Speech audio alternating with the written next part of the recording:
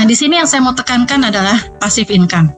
Bapak Ibu kalau menjalankan di sini, Bapak Ibu harus punya dream, yaitu ingin punya passive income. Ya, kalau nggak punya dream itu susah kita untuk maju. Ya, kenapa kita harus punya passive income, Bapak Ibu?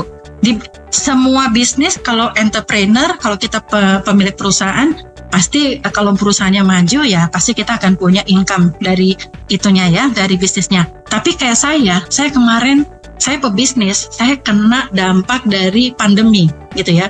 Kami loss banyak sekali, hitungannya udah puluhan miliar. Tapi saya berusaha untuk ya sudah berbesar hati. Sambil saya menunggu saya jual saham, investor dan sebagainya, datanglah bisnis kopi ini gitu ya. Jadi bisnis kopi ini kiriman dari Tuhan buat saya gitu ya, supaya saya bisa menjalankan, membantu orang banyak juga gitu ya, supaya mereka bisa survive. Jadi Bapak Ibu, kita kepingin sekali kan, kita untuk mempunyai suatu waktu yang banyak dan uang yang banyak. Bukannya kita materialistis, tapi ini fakta. Ya, fakta Bapak Ibu ya. Artinya, Bapak Ibu harus punya pemikiran, nanti kalau saya udah tua, saya sakit atau ini, bagaimana biaya-biayanya ya.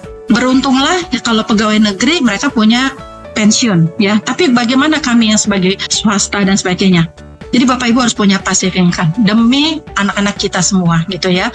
Nah, bagaimana untuk mendapatkan passive income? Salah satunya adalah melalui MLM ini ya. Jangan malu dengan MLM. Kalau Bapak Ibu di perusahaan yang tepat, tidak perlu malu. Karena apa? Lihat Miss Gan, lihat Ibu Mariani, ya, mereka semua orang-orang hebat, rendah hati, ya kan? Tetapi mereka tetap membantu banyak orang untuk bisa survive ya. Ini sama aja seperti saya bikin usaha, sama aja. Bapak Ibu masuk ke Swangor, Bapak Ibu adalah pebisnis. Nah, cuman caranya bagaimana menjalankan bisnis ini? Yaitu bangun basis penikmat kopi. Bapak Ibu nggak perlu pikirkan, saya harus cari leader, saya harus cari pemain multi level, saya harus cari orang yang jago marketing. Enggak Bapak Ibu, bangunlah basis penikmat kopi. Itu aja gitu loh. Kenapa? Buktinya di grup saya membina penikmat kopi semua. Memang ada leader, ada juga penikmat kopi. Tapi setelah penikmat kopi ini mereka merasa nyaman dengan kita, mereka merasa kita perhatikan dan sebagainya, mereka akan menjadi coffeepreneur atau mereka akan menjadi prosumer. Ya, mereka akan jadi pebisnis. Seperti itu ya. Jadi di sini Bapak Ibu bangunlah basis penikmat kopi sebanyak mungkin.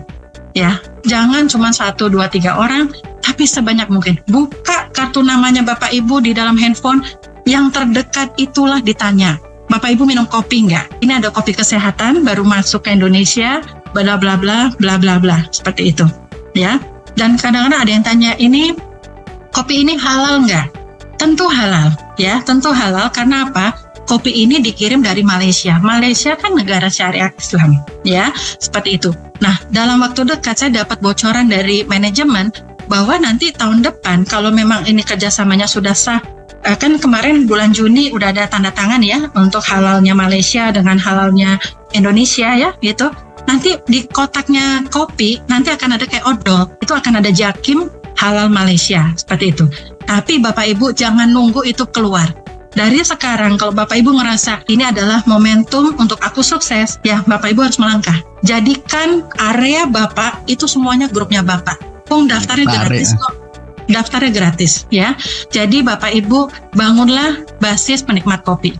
Lalu kalau sudah saya mau memasarkan kopi, saya harus bagaimana? Bagaimana saya bisa mendapatkan income di sini?